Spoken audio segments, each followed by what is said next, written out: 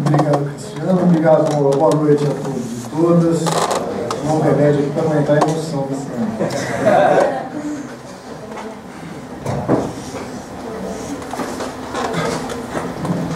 Bom, o tema que nos foi colocado nessa semana que vocês estão realizando, eu queria aproveitar para parabenizá-los, é a relação entre democracia e violência. De certa forma, o trabalho fica facilitado. Vocês tiveram duas mesas iniciais hoje, uma sobre Maquiavel e outra sobre Hobbes, né? Que já facilita a minha introdução aqui. A gente costuma dizer que Maquiavel inaugura a ciência política moderna, porque rompe com o paradigma de pensar a política que prevaleceu durante a atividade clássica, o pensamento medieval, e que, de certa maneira, um dos aspectos dessa ruptura é a insistência do pensamento de Maquiavel de incluir na análise da política, do fenômeno da política, a questão da força.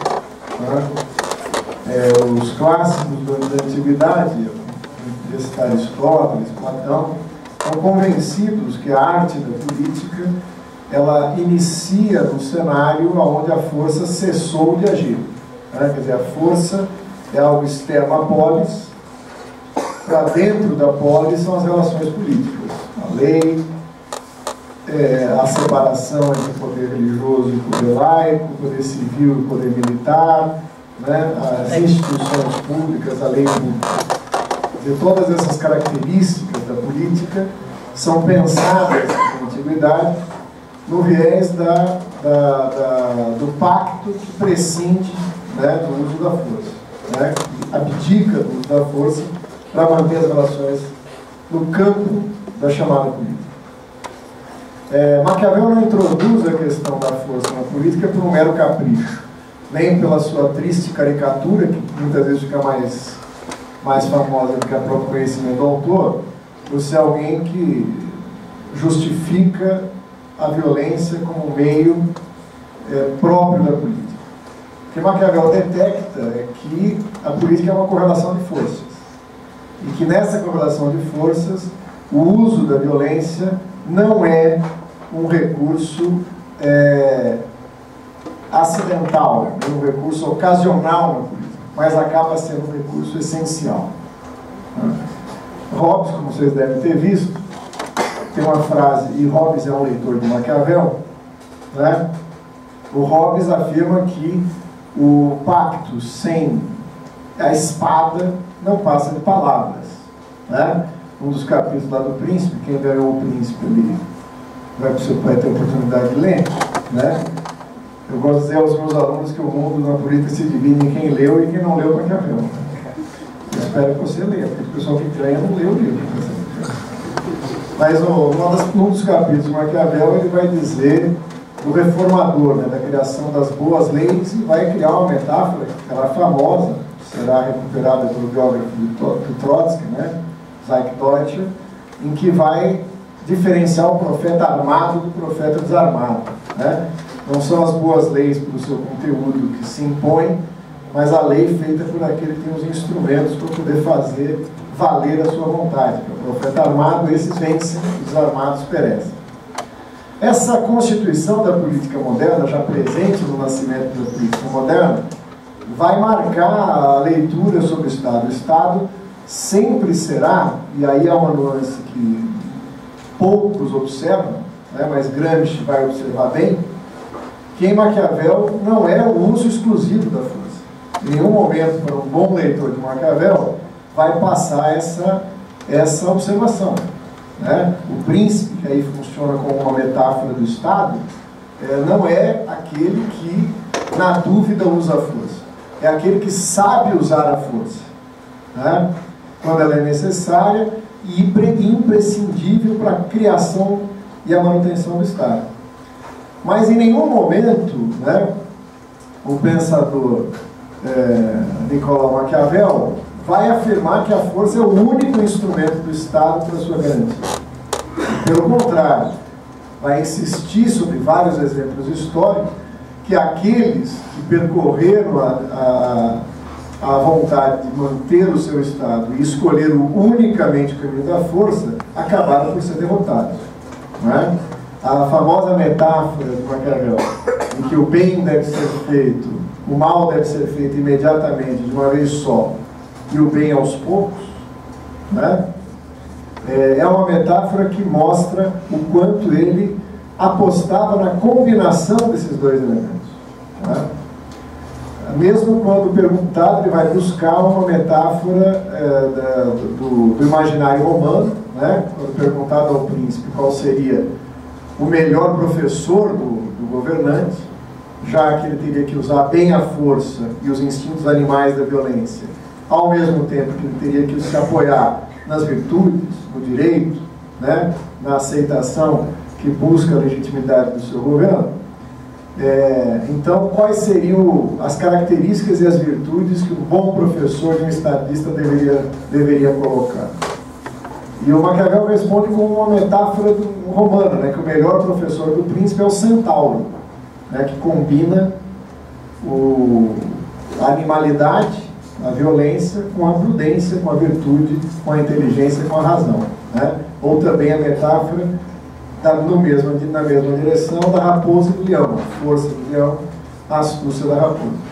Portanto, isso, na verdade, mostra um par dialético que acompanha a história do Estado burguês, que é os elementos de coerção de um lado e os elementos de consenso do outro. Né? Quer dizer, a autoridade e o poder soberano de um lado e, de outro lado, a legitimidade de exercer esse poder. Quer dizer, esse par dialético esteve sempre presente na constituição da teoria política moderna. Isso está em Marx, né? Quer dizer, isso está na base da teoria política moderna, que é um dos fundamentos da teoria marxista sobre o Estado, e que Marx, ao contrário de também algumas leituras, enfatiza o Estado como um aparato repressor que garante e reproduz uma determinada ordem, mas em nenhum momento ele exclui dessa concepção do Estado os elementos que também, junto aos elementos coercitivos, garante que esse Estado reproduza uma determinada ordem. Né?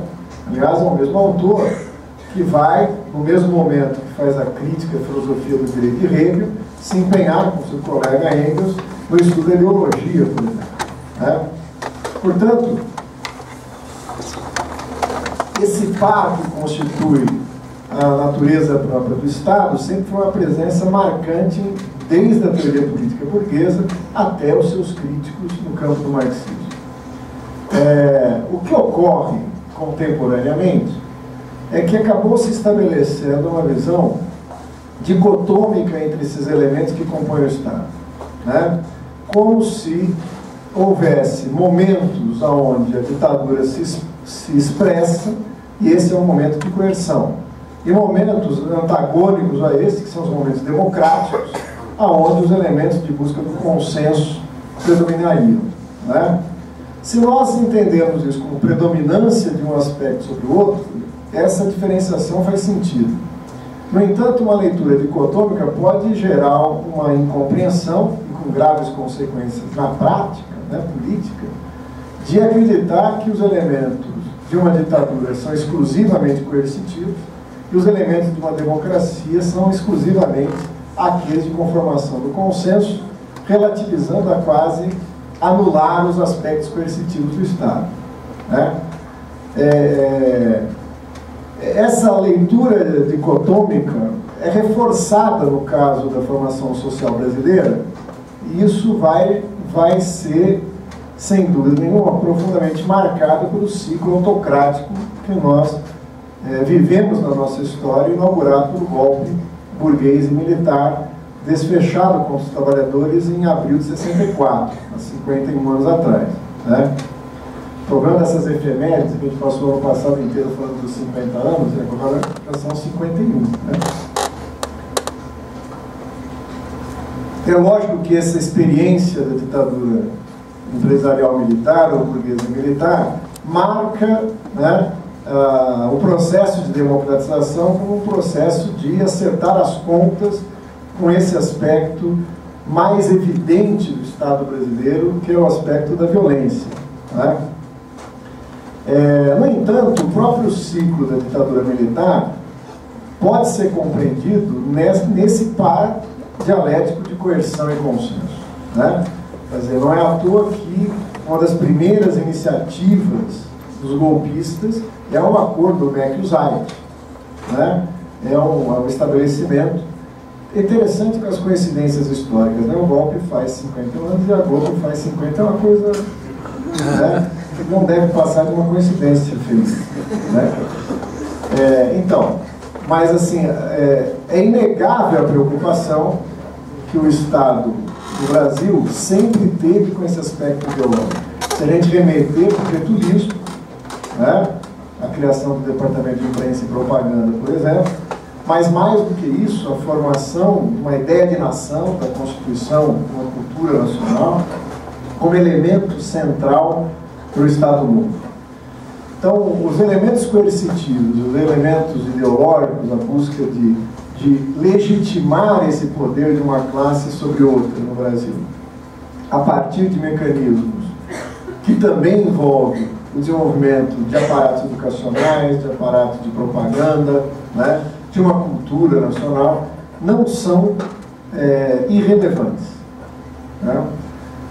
E a ditadura militar tem, obviamente, iniciativas nessa busca. A palavra consenso aí, ela não ajuda muito, né? Porque ela dá uma ideia de um processo que chega a um denominador através de um processo político, né? Mas é possível ver elementos de consenso no aspecto coercitivo e elementos coercitivos na formação do consenso. Ou seja, entender isso como par dialético é evitar essa leitura dicotômica que aonde prevalece um, o outro está imediatamente alijado. No fundo, isso é uma reintromissão de uma outra tese da política, né? E, na verdade, uma retomada daquela tese clássica de que o contexto propriamente político prescinde da força. Ideia que vai ser reapresentada modernamente por autores como Hannah Arendt, né, como Habermas, que vão trabalhar os elementos da política como elementos no qual a força é considerado um elemento extra-político. Né? Vocês vão ter trabalhando isso nas comunicações, deixa ele falar do Habermas, que é difícil, deixa para os especialistas falar. O que nos interessa aqui no nosso tema é que o processo de democratização do Estado brasileiro acabou gerando, de certa maneira, um paradoxo. E é dele que eu gostaria de partir, né? O paradoxo é que a sociedade vamos dizer assim, percorrendo o processo da transição, chega a um ponto aonde a imagem dessa sociedade corresponde pouco, né? A sua realização corresponde pouco à imagem que havia sido projetada. Quer dizer, uma sociedade que seria fruto de um processo de democratização, né, seria uma sociedade onde o aspecto coercitivo e a violência estariam minimizadas diante das ferramentas de construção do consenso. Ou seja, um Estado de Direito no Brasil, uma vez implementado e consolidado, né, administraria os seus conflitos e contradições dentro de uma lógica política, naquela concepção, né, que a gente estava trazendo, né, portanto, com a abdicação do uso da força, através de um quadro legal, através de um Estado democrático de direito, não apenas com ordenamento jurídico democrático, como instituições capazes de dar conta dessa conflitualidade e dessa contradição sem que isso seja um elemento de violência. No entanto, a realização da transição coloca o Brasil numa situação onde a violência está no centro. E nas suas mais diferentes manifestações, né? Quer dizer, a violência pode ser entendida como aquela que é mais explícita e direta, como é o verdadeiro genocídio produzido pelas polícias militares contra a população jovem, negra de nossas cidades, né? O chamado combate à criminalidade ou às drogas, produzindo essa violência, que é uma violência explícita, né, de assassinato, de brutalidade, de tortura, de corpos desaparecidos, que são muito semelhantes àquela aquilo que a gente tinha e guarda na memória, marcado na nossa pele, da violência que a ditadura militar produziu em nossa sociedade, né? Quer dizer, o estilo de sequestros, né, de aparelhos clandestinos, de tortura, né, de assassinatos, é algo próprio das ditaduras, do ciclo de ditaduras, não só no Brasil, mas na nossa triste América Latina, né? E isso parece ser algo do nosso cotidiano, a presença, né? Existe, no entanto, uma outra violência que também se expressa e marca claramente essa sociedade produto desse processo de democratização, que é aquela violência que se mascara ela própria como não violência, como é a perpetuação do racismo, por exemplo, no Brasil, travestido, né, e maquiado de uma democracia racial. A violência sobre a mulher, a violência sobre os povos indígenas, a violência sobre aqueles que lutam pela terra no Brasil, né? O Brasil, em levantamento ainda recente agora, né, ainda está entre os primeiros países do mundo onde mais se matam pessoas que lutam pela terra e por causas ambientais. Quer dizer, essa violência explícita e essa violência maquiada, essa violência transformada em discurso de não violência, talvez uma das maiores violências no Brasil é o discurso da cordialidade, é o discurso de que o Brasil não é violento, né? Esse choque entre a expressão real e a materialização real e a sua expressão ideológica, né? Isso também é uma violência, né?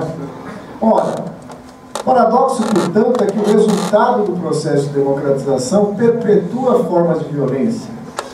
O risco é compreender essas manifestações da violência como anacronias, né, como restos, como reminiscências de formas antigas não superadas ou ainda não plenamente superadas na Constituição do Estado de Direito.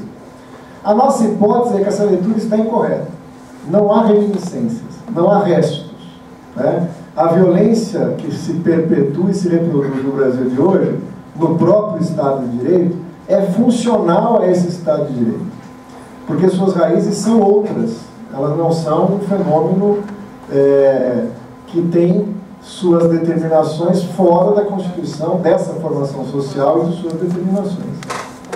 No fundo, nós temos que revisitar uma tese que foi apresentada no final dos anos 70, início dos anos 80, e que, de certa maneira, apostava numa direção que não se materializou, né?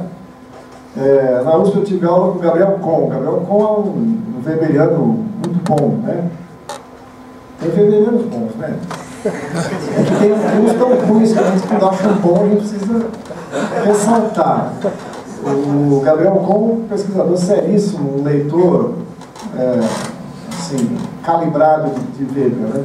E ele tinha uma frase que eu gostava muito, que ele falava o seguinte, né? O cientista social às vezes se defronta com coisas que lhe incomodam, né? Quer dizer, quantas teorias finamente acabadas, brilhantemente construídas, acabam sendo destruídas por um único feio fato, né?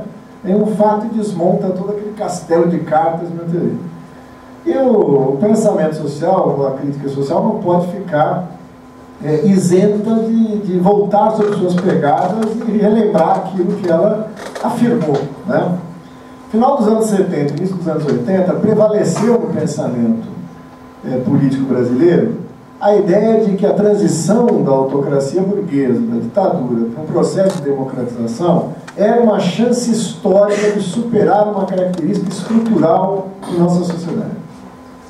E essa característica é aquilo que alguns autores vão chamar de via prussiana, né? Por exemplo, entre eles, Carlos Nelson Coutinho trabalha com essa noção de via prussiana. Outros autores, como Chazinho, vai trabalhar, por exemplo, a ideia de via colonial. A tradição gramsciana vai falar da Revolução Passiva. Mas o que nos interessa nessa leitura é que são formações sociais em que a ordem burguesa não veio por vias clássicas da Revolução Burguesa, né, por uma revolução de baixo para cima, que derruba a antiga ordem, estabelece uma nova ordem por métodos revolucionários. Mas que, de certa forma, a ordem burguesa vai se implementar pelo alto. E aí, pelo alto, o papel essencial do Estado, né, onde as antigas classes dominantes, num acerto, numa concertação social, se aliam aos setores burgueses contra os de baixo, implementando uma ordem. Quer dizer, essa característica, chamemos de via prussiana ou via colonial, no momento não é o essencial do nosso debate, teria gerado uma característica de Estado e uma relação com a sociedade. Nas palavras do Carlos Nelson Coutinho, o Estado é tudo, a sociedade é nada, né? O Estado age diretamente sobre a sociedade e essa caracterização histórica, cultural, social, implica na predominância do aspecto coercitivo. Ora, o diagnóstico, e aí é necessário que se diga, tem que ter uma forte influência evidente do Gramsci, né? Quer dizer, esse diagnóstico caracteriza essas sociedades como sociedades orientais. Ele que estava na cadeia não podia falar do que ele estava querendo dizer, então ele usou uma metáfora, né? Não é uma localização geográfica, né? Ele estava se referindo à Rússia, ao falar de sociedades orientais, em contraponto às sociedades ocidentais que ele estava tentando analisar, que seria a Europa, a Itália. Essas sociedades orientais, o Estado é tudo, a sociedade é nada, e falta mediações por onde a classe dominante constitui o seu poder sobre a sociedade, né? Portanto, há uma clara definição de uma sociedade civil burguesa fraca, ou, nos termos do Gramsci, gelatinosa. Ora, essa tese não é só gramsciana, não é só de esquerda. Quer dizer, existiam outros autores de outras tradições também trabalhando com isso, uma vez que esse é um raciocínio que a gente pode remeter a Hegel, né? Ou seja, que o Estado, enquanto Estado político, se diferencia de um corpo que é a sociedade civil e se relaciona com ele, né? Então esse é um raciocínio hegeliano. Como a gente sabe, Hegel teve seus discípulos à esquerda e à direita, né? No Brasil você tem pensadores como Bolívar Lamonier, como Fernando Henrique Cardoso, batendo na madeira para não evocar espíritos, né? E outros autores que têm uma visão conservadora de sociedade civil, né? Que trabalhavam a sociedade civil como a disputa entre os indivíduos pela livre concorrência e que deveria ser incorporado pelo Estado. O Estado autoritário fecha as suas portas a essa disputa, o Estado democrático refletiria esses interesses nos diferentes segmentos da sociedade burguesa, né? Mesmo no campo à esquerda, né, eu indico aqui o bom trabalho da Maria Lúcia Durigueto, né, que discute o termo sociedade civil e revela isso, também não é homogêneo. Você tem a visão do Carlos Nelson Coutinho, que vê a sociedade civil como um campo de luta de classes, né, e vai defender o processo de democratização no sentido que nós vamos ver daqui a pouco. Mas você tem a visão do Verfort também, né? Quer dizer, o Francisco Verfort tinha uma visão em que criticava a concepção de Carlos Nelson Coutinho, colocando no lugar a ideia de que a sociedade civil deveria se organizar na perspectiva de uma revolução socialista, né? Recordar é viver, o Verfort já acreditou nisso. Marilena Chauí, por exemplo, trabalhava com um outro recorte de sociedade civil, onde apostava muito mais na construção cotidiana da classe, nos seus espaços de luta, de trabalho, de vida, e menos nos aparelhos que expressavam isso, como no caso dos aparelhos privados de hegemonia, que era o foco do Carlos Nelson. Então você tem uma disparidade muito grande entre os conceitos de sociedade civil. Mas o que me chama a atenção é que há um certo consenso nessa multiplicidade. E esse consenso poderia ser resumido da seguinte maneira, né? Que a possibilidade de superação da via prussiana no Brasil se dava pelo fortalecimento da sociedade civil. Quanto mais a sociedade civil se fortalecesse, mais ela constituiria elementos de mediação entre o Estado e a sociedade, diminuindo o espaço do Estado, aumentando o espaço da sociedade, tornando a sociedade cada vez mais democrática. Ora, aí para diferentes interesses, mais democrático para os interesses burgueses poder disputar o Estado, mais democrático para os interesses trabalhadores disputar o Estado. Mas o plano de fundo consensual é que o fortalecimento da sociedade civil poderia diminuir o aspecto coercitivo próprio do caráter prussiano. E Carlos Nelson chega a dizer, é a possibilidade histórica de superar o prussianismo no Brasil. Ora, no campo à esquerda, tem um outro consenso, e esse nos interessa diretamente. que essa estratégia só poderia interessar os segmentos proletários. Por quê? Na medida que fortalecesse uma sociedade civil, né, através de instituições próprias da sociedade, diminuindo o aspecto do Estado, quebrando o caráter prussiano e junto com ele o aspecto coercitivo, trazer a disputa política para esse cenário interessa aquela classe que é a maioria da sociedade e que no jogo político pode impor seus interesses. Né? Portanto, existe aí um primeiro elemento para que a gente possa avaliar essa tese. O elemento de que esse fortalecimento da sociedade civil necessariamente fortaleceria uma posição à esquerda e não uma posição à direita. Ou melhor, fortaleceria a posição dos segmentos da classe trabalhadora, dos seus diferentes segmentos, e não os segmentos burgueses. Né? Aí vem o segundo paradoxo. Essa sociedade fruto do processo de democratização não só mantém e refuncionaliza a violência como um instrumento permanente do Estado brasileiro, como ela desemboca num cenário político em que a direita faz sua reentrada em cena em grande estilo, né? E o pensamento progressista de esquerda fica na defensiva. Né? Então, o resultado final do processo de democratização parece ter produzido o inverso daquilo que os autores imaginavam ao projetar o processo de transição democrática no Brasil. Como é que nós podemos entender esses dois paradoxos? Por alguns elementos teóricos e por alguns elementos históricos. Né? Comecemos pelos históricos para desembocar nos elementos teóricos. Os elementos históricos que a gente vai chamar a atenção é que, e nesse sentido, apesar da visão de Carlos Nelson ser uma visão em que ele próprio declarava reformista, né? Se você quisesse ficar bravo com Carlos Nelson, né? Não, você é reformista, não, assim, sou. Próxima questão. Né? Dizia portador de um reformismo revolucionário. Né? É estranho, mas é isso.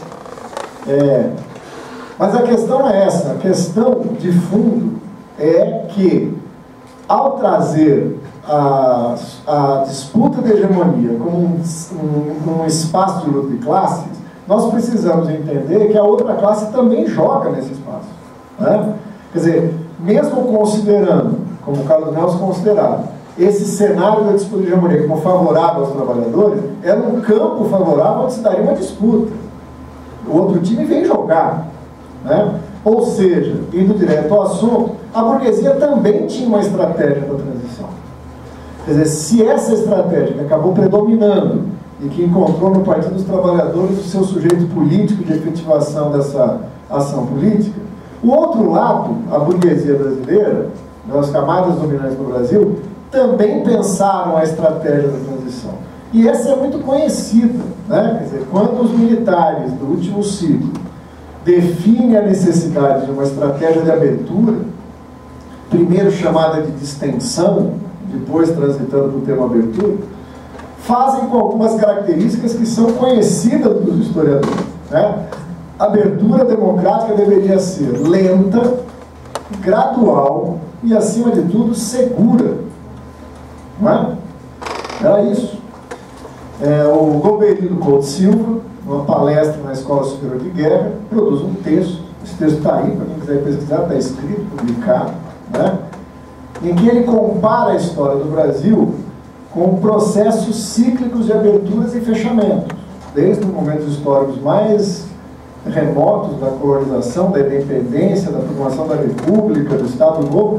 Ele vai descrevendo um processo onde as elites, assim eles achando, né, as classes dominantes brasileiras controlam processos de fechamento onde garantem seus interesses e depois tem processos de abertura, né, tem processo de distensão. E segundo o Golbery, que compara isso com os movimentos do coração, não por um viés poético, o Golbery é muito pouco poético, né, você sabe, mas é porque ele compara com o movimento de sístoles e diástoles.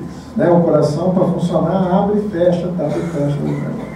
Ele chega a falar de uma maneira dialética.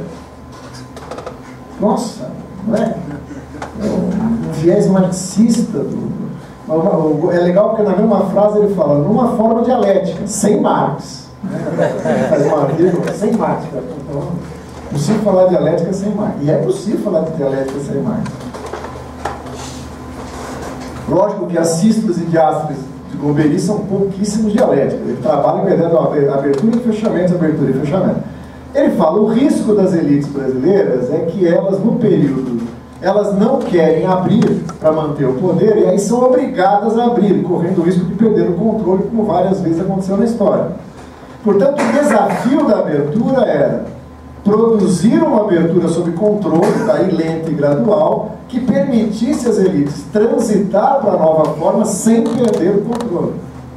Ora, essa descrição da estratégia dos setores dominantes, pela boca de um dos seus intelectuais militares, né, dos seus intelectuais orgânicos, deu certo.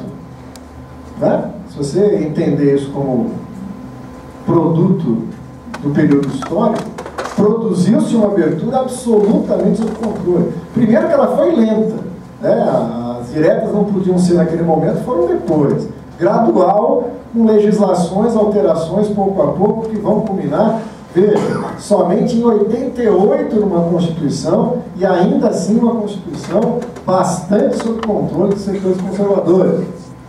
Vai ter eleições diretas, mas não das prefeitos de capitais e governos do Estado, mas depois prefeitos de capitais, setores, mas não nas áreas de segurança, mas não alterando o voto tal como é feito pelos biônicos, né, pelo cálculo. Então, sem alterar a estrutura do Congresso Nacional, sem questionar uma coisa óbvia para qualquer gente que estuda teoria política, a existência do Senado. Né? O Senado é uma peça fora do lugar na teoria política. Não é, ele é extremamente funcional, por isso que ele está aí. Mas ele é estranho ao raciocínio republicano de estrutura política. Né? Mas em nenhum momento se questiona a existência do Senado, ele continua e perpetua, culminando na Constituição o chamado presidencialismo de coalizão. Então, o primeiro elemento desses elementos históricos que eu gostaria de trazer é que a burguesia apostou numa estratégia, dirigiu essa estratégia e em nenhum momento perdeu o controle dela. O que não quer dizer que ela não tenha sido tensa, que ela não tenha sido disputada, que surpresas não tenham ocorrido. Mas a teleologia política do setor dominante se efetivou. Né? A transição se fechou naquilo que eles esperavam. Ou seja, se a gente tivesse aqui numa plateia de direita, eu espero que não, né? Senão eu tenho errado. Mas se a gente tivesse aqui numa plateia de direita, a gente estaria fazendo, não teria paradoxo nenhum entre aquilo que nós projetamos e aquilo que nós chegamos. Ó, deu certo. Próximo passo. Né?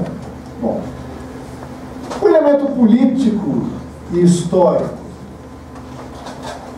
da transição tendo se fechado dessa forma é inexplicável sem o outro elemento, o seu antigo, né, com quem ela disputou essa transição.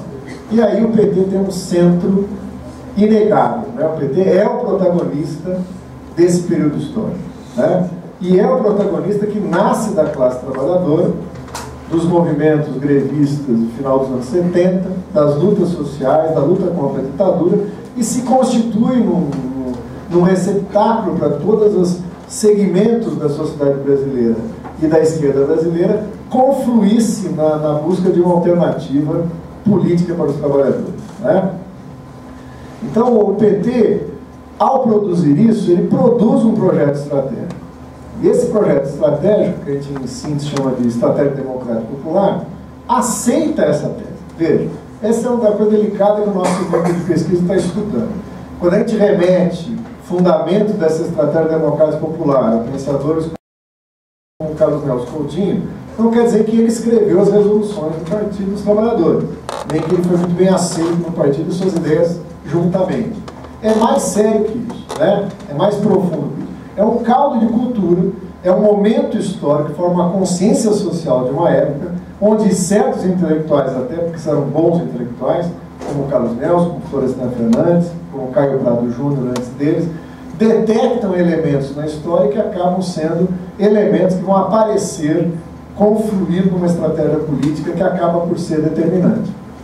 Mas o que nos interessa é que nessa estratégia, essa tese, ela tem uma centralidade. a tese de que o processo de democratização gerava as condições de um cenário mais favorável aos trabalhadores, que permitiria um processo sem rupturas políticas mais profundas, ainda que não sem rupturas, mas sem uma ruptura política mais profunda, um processo longo de transformações graduais que levariam pouco a pouco a uma mudança do cenário político, cultural, social e econômico brasileiro, né? Quer dizer, um processo de democratização. O próprio Carlos Nelson, quando perguntado se faria algum reparo à sua tese da democracia como valor universal, que ele defendeu veementemente na origem desse processo, no início dos anos 80, né? Ele disse que só mudaria de democracia como valor universal para processo de democratização, né? Numa referência direta a um texto do Lukács. Eu sei que a Esther Weissman passou por aqui, né?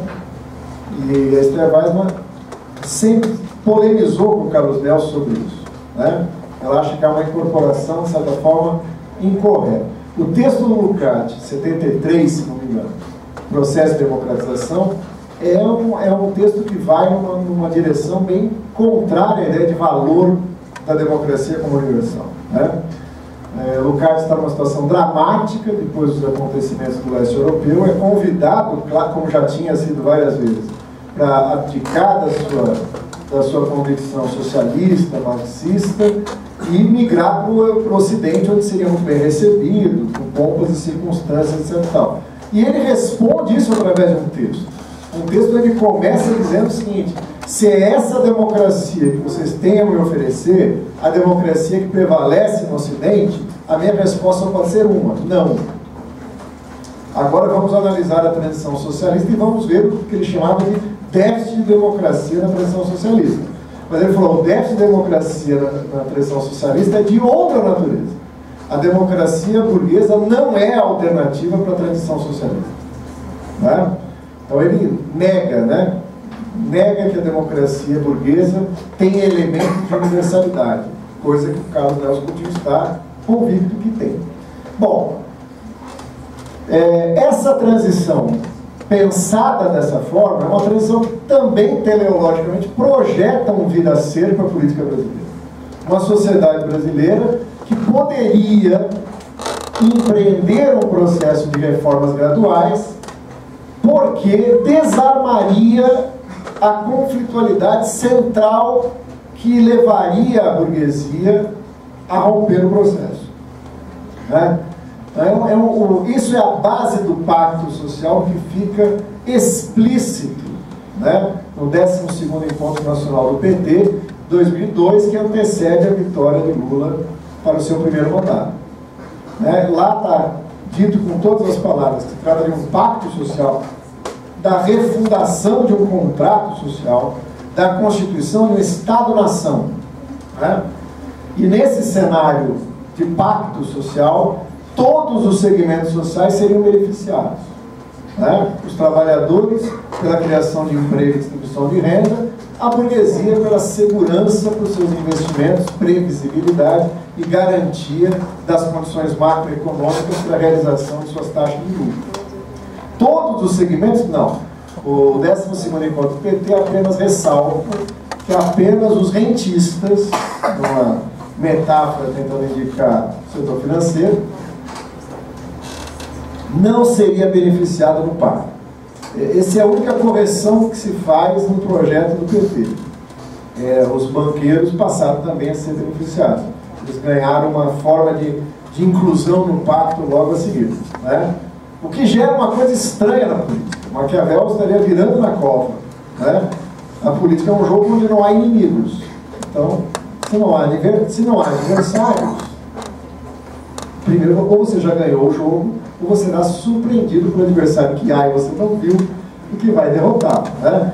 Mas um segmento naquele triângulo de Maquiavel, onde a elite, o povo se entendem, é uma coisa incompreensível na política, né? Bom, o fato é que esse outro lado, né, do espectro político tem a firme crença que o contexto de um Estado de Direito e a aceitação das regras do jogo, para usar uma expressão clara para o Bob, A aceitação das regras do jogo retiraria a legitimidade da direita para interromper o processo quando os trabalhadores, no seu acúmulo de força, fossem impondo gradativamente vitórias no sentido da melhoria da vida, dos seus interesses, etc. Né? Aí entra um elemento teórico de fundo. Aí entra um elemento teórico para pensar essa relação entre democracia e violência. Né? Uma vez que o pacto é um pacto que pressupõe que o crescimento da economia capitalista, sem alteração dos seus fundamentos, é pré-condição para o desenvolvimento de uma economia que vai ser a base para a distribuição de renda, do emprego e da melhoria da qualidade de vida, a aceitação desses termos do pacto marca a fundamentalidade da raiz da violência no país. Quer dizer, se eu mantenho as relações de propriedade, as relações de produção, as regras de acumulação de capital, essa sociedade vai se reproduzir como uma sociedade profundamente desigual. Ainda que você trabalhe na outra ponta, na política, tentando, revertendo pouco a pouco, por medidas compensatórias, essa desigualdade que o sistema econômico produz. Né? É como se a gente reproduzisse a desigualdade numa porta e tentasse pela outra porta diminuir essa desigualdade. Ou, usando uma imagem mais direta, um cano estourando água, jogando na sala, e a gente do outro lado, um paninho, um balde, tentando enxugar. É lógico que você vai enxugar durante um tempo e a água vai se repor novamente. Né? Então a desigualdade, a concentração de riqueza e propriedade, que são bases históricas da violência no Brasil e da luta de classes, não sendo alterada, reproduzem isso. Né? Então esse é um problema que o pacto não dá conta.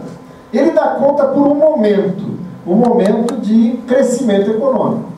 O momento de taxa de crescimento econômico, ainda que isso não seja universalizado, a desigualdade continuava a se reproduzir, a violência continuava se dando, mas você consegue criar uma aparência de que setores estão sendo incorporados a essa sociedade de mercado, a essa sociedade do capital, a essa sociedade da mercadoria. Né? Então, ainda que a violência e a desigualdade sejam imensas, ela pode ser, por um tempo, encoberta por uma ideologia da mobilidade social, da inserção social, etc. A base material para essa ideologia funcionar é as taxas de crescimento oscilando ali entre 3% e 5%. Né? O professor Reinaldo Gonçalves, lá no FRJ, tem um levantamento econômico dizendo que esse crescimento está muito longe daquilo que foi promulgado como crescimento sustentável, como crescimento... Não, é um crescimento muito pífio, mas o suficiente para manter essa película ideológica funcionando. Em 2013, nós vimos um momento onde essa película se rompeu, onde aqueles segmentos que vivem na realidade dura e crua da desigualdade, da concentração de renda, da barbárie que o capital produz nos bairros pobres, emergem para o campo do visível. Né? E nós vimos também o estrago que essa manifestação acabou produzindo nessa aparente cordialidade e formação de consenso entre os segmentos do Brasil. Como o Estado estava lá para fazer o que ele tinha que fazer, no momento em que isso se rompe, o Estado funciona como ele deve funcionar. E todos os aspectos preservados dos elementos coercitivos, que não foram alterados, funcionaram como deveriam funcionar. Como lei de segurança nacional, como aparatos militarizados de polícia, como o exército, né, na garantia da lei e da ordem, né, o discurso da lei e da ordem, que apareceu muito nitidamente no contexto conjuntural de 2013 e 2014. Qual é o elemento teórico que nós podemos buscar para entender, né, e não nos surpreender com essa característica em que o Estado democrático de direito convive com esse aspecto coercitivo? O primeiro elemento que a gente gostaria de destacar é o caráter de classe do Estado. Né? Quer dizer, a leitura de uma sociedade civil que amadurece, se fortalece e muda o Estado gera uma impressão de que esse Estado poderia iniciar historicamente o caminho de uma sociedade autorregulada. Né? O Gramsci é muito preciso quando ele trata da sociedade regulada. Por quê? No fundo, nós estamos falando do definhamento do Estado. Quer dizer, o fortalecimento, usando as palavras do Marx no Crítica ao Problema de Gotha, é uma inversão. O Estado vai sendo diluído na sociedade civil. Né? A sociedade reabsorve o Estado que ela havia produzido como um corpo estranho para fora dela. Né? O Gramsci vai chamar isso de sociedade regulada. Mas veja, tem um pequeno detalhe, e não é um pequeno detalhe. Marx projeta essa possibilidade do Estado ir se diluindo na sociedade como uma forma de expressão posterior à Revolução, posterior à tomada do poder. Né?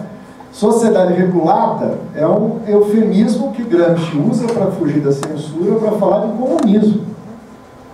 Né? Estamos falando de uma sociedade que cria as bases para deixar de ser uma sociedade sem classes. Uma sociedade sem classes, que historicamente se configure, tende a diluir o Estado dentro dela. Ora, o mito da reforma é que essa diluição pode começar sem alterar as bases capitalistas da sociedade e a sua característica de classe. Né? O Gramsci é impiedoso contra essa possibilidade. Diz ele, há uma confusão entre Estado-classe e sociedade regulada. Veja, de um lado, Estado-classe, Estado próprio da sociedade de classe, e sociedade regulada, que é o comunismo. É próprio das classes médias, dos pequenos intelectuais, que se sentiram felizes com a regulação de qualquer coisa que impedisse as lutas agudas e a luta de classe declarada. As catástrofes é uma concepção, portanto, conclui Gramsci, tipicamente reacionária e retrógrada. Né? Por que o Gramsci está tão convicto de que não é possível diluir o Estado sem uma revolução? Porque o Estado, continua, né, o pensador italiano, o Estado certamente é concebido como um organismo próprio do grupo, destinado a criar as condições favoráveis à expansão máxima desse grupo. Mas esse desenvolvimento e essa expansão são concebidas e apresentadas como força motriz universal. Ou seja, essa é a síntese do conceito marxiano de Estado. O Estado é sempre o Estado de uma classe. Né? Mas em certas... Não, sempre. Certo, mas sempre. A não ser sempre. Né? Para Marx não há dúvida disso. Se há Estado, é a confissão de que a sociedade está dividida em classes. Se não há mais classes, podemos falar do fim do Estado. Se há Estado, tem classes. E ele é sempre o Estado de uma classe. Mas a segunda parte é tão importante quanto essa força motriz, que é sempre de uma classe, tem que se apresentar como uma força universal. Ela não pode se apresentar como portador de interesse exclusivo e egoísta daquela classe. Né? Então, essa é a contradição do Estado burguês, que está na base da combinação necessária e insubstituível da coerção e do consenso. Porque ele sempre terá que ser uma ditadura de classe. Mas ele não pode parecer uma ditadura de classe. Ele tem que se apresentar como se fosse universal. A segunda crítica que se soma a essa, a Gramsci, que nesse grau de radicalidade não é compatível com uma política reformista, né, é o fato de que talvez Gramsci estivesse falando de uma realidade diferente daquela que Marx viveu. E, portanto, que no contexto do Estado Democrático de Direito, essa dualidade talvez tenha sido substituída. Ora, essa é uma tese de Gramsci. Né? Gramsci está convencido que há uma mudança histórica e que isso implica num olhar diferente sobre o Estado. Mas que não altera os pressupostos. Né? É uma visão marxiana do Estado. E que é uma visão também que vai tentar ir além disso, trazendo elementos novos, de conjunturas históricas novas, mas sem diluir aquilo que tem força de princípio na teoria marxista, no caso que o Estado é sempre o Estado de uma classe. Né? Vejam o que fala Gramsci nos Cadernos do Castro, no livro 3. Dizer, o exercício normal da hegemonia, no terreno tornado clássico do regime parlamentar, então veja, ele não está falando do século XVIII, XIX, ele está falando das sociedades ocidentais, europeias, que desenvolveram regimes democráticos. Não é? Então, nesse cenário, veja como ele conclui a frase. Então, no cenário do exercício normal, está destacado isso no texto, da hegemonia, no terreno tornado clássico do regime parlamentar, caracteriza-se pela combinação da força e do consenso. Veja, não é pela substituição do consenso pela força, é pela combinação da força e do consenso, que se equilibram de modo variável, sem que a força possa suplantar em muito o consenso. Lógico, num contexto democrático, não é possível que a força apareça como elemento central, né? Como elemento que supere o consenso. A solução para isso o próprio Gramsci dá, né? Ao contrário, tentando fazer com que a força pareça apoiada no consenso da maioria. Eu acho que essa frase é central, né? Por quê? Veja, não é que na democracia se abdica do uso da força, né? É a combinação de elementos de força e de consenso, e quando a necessidade do uso da força, ela tem necessariamente que se aparecer como fosse vontade da maioria, né? Isso quer dizer que, apesar de algumas pessoas se assustarem com a afirmação, a direita faz política. A direita não está numa salinha escondida conspirando, pegando o telefone, ligando para o imperialismo e falando, mande suas tropas. Né? Não é essa a direita. A direita faz política. A direita ferve o caldeirão da massa, né? Chantageia, vai fazer uma chantagem com as classes médias, com os setores médios, até que essa sociedade clama por uma intervenção. E é interessante que a gente fala, nossa, que coisa incrível, onde você tirou isso? 64, né? Vamos estudar, né? O livro do Dreyfus, né? Um capítulo inteiro sobre a preparação ideológica para o golpe. O que foi o IPES, o IBAD, né? Uma lenta preparação que é aquilo que, em última instância, o Gramsci chamava de disputa de hegemonia, né? Agora, indo para os finalmente, por que esse cenário é desfavorável para a direita? Por que esse cenário é desfavorável à burguesia e favorável aos trabalhadores? Pelo contrário, esse cenário é o campo de luta da ordem. Os trabalhadores têm enormes dificuldades em enfrentar a burguesia nesse cenário, né? E é nesse sentido que o Gramsci considerava isso não um caminho mais fácil para chegar ao poder, mas um caminho que tornaria talvez mais difícil a revolução no Ocidente do que foi no Oriente, né? Então não é um cenário favorável. A ideia de que esse é um cenário que nos interessa, a burguesia cometeu um erro estratégico, trazer a luta para esse cenário. Não é verdade. Por quê? Porque a sociedade civil não é neutra. A sociedade civil burguesa, que aliás é uma redundância, porque Bürgerliche Gesellschaft, que é o termo alemão para a sociedade civil, que Hegel usava, que Marx usava e que Gramsci usa, significa, numa tradução literal, sociedade burguesa, né? A sociedade civil burguesa é onde a burguesia interioriza a sua dominação através de aparelhos de dominação ou aparatos privados de hegemonia. E quem tem mais condições para controlar esses aparatos e universalizar sua direção moral sobre a sociedade? Não uma classe que emerge da sociedade capitalista com toda a dificuldade e quer destruí-la, mas a classe economicamente dominante em cada época, né? Por isso que o mito atual do poder dos meios de comunicação é, em grande parte, uma falácia. Porque o poder dos meios de comunicação é uma expressão do poder econômico de uma classe, e não de um controle de mídias, né? Como dizia o Gramsci, a hegemonia nasce na fábrica. A hegemonia nasce nas relações sociais de produção e propriedade. A classe que controla a economia tem também que controlar os aparatos privados de hegemonia e universalizar sua visão de mundo. E a burguesia sai com uma enorme vantagem nessa disputa. A luta dos trabalhadores nesse cenário não é mais fácil, ela é, de certa forma, mais difícil.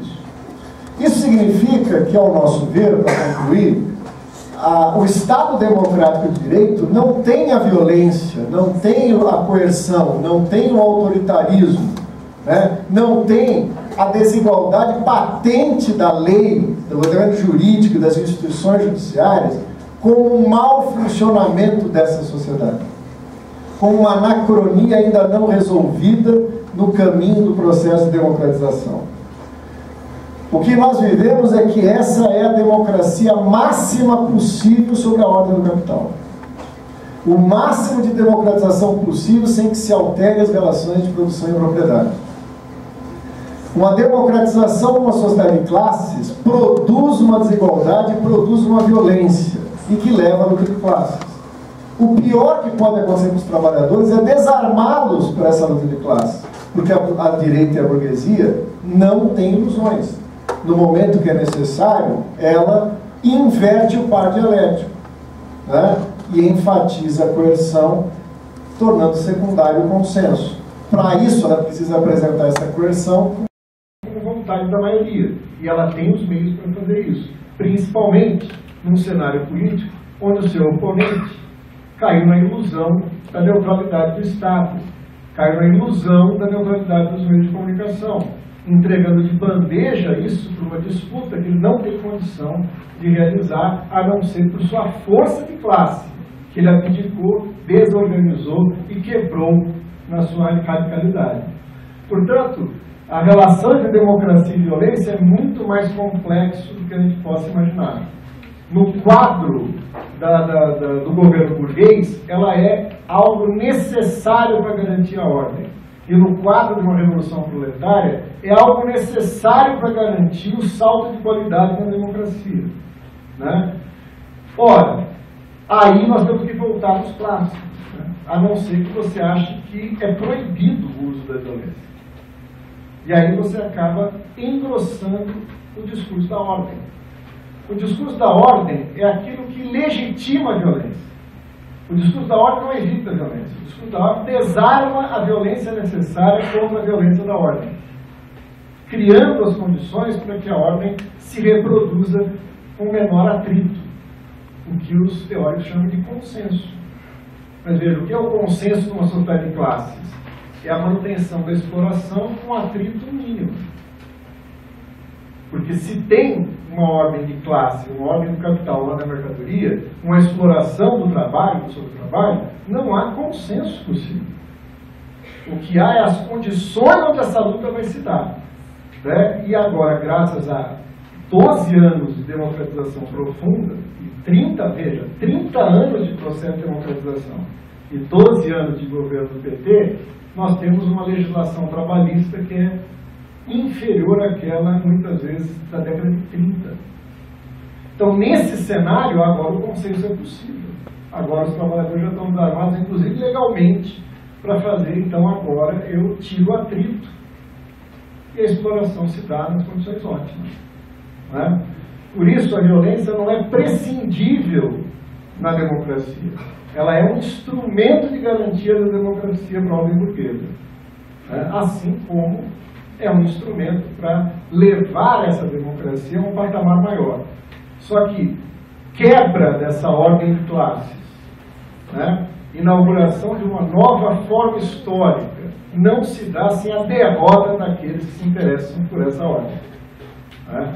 E isso também combina revolução, ruptura, em dimensões diferentes da própria violência, né? Por isso que a crítica à violência nunca pode ser abdicar da violência revolucionária. Porque assim como a burguesia busca legitimar sua violência para manter a ordem, é necessário e fundamental que a sociedade compreenda os processos de transformação social como também legítimos, porque são legítimos, né? E aí talvez fosse uma outra área do estudo da política para a gente entender, né? Quer dizer, qual é a possibilidade de universalidade de uma proposta de sociedade, né? Aí a gente talvez tivesse que transitar para sutil, mas essencial diferença entre emancipação política e emancipação humana, que é um tema da semana de vocês, né? Quer dizer, essa ordem que estamos colocando não é que é a ordem máxima da emancipação política, né? Ela é necessária para a emancipação, mas insuficiente. né? Existe uma emancipação necessária e possível, além dessa ordem. Mas, infelizmente, eu estou convencido, não se dará sem a quebra e a superação violenta dessa ordem.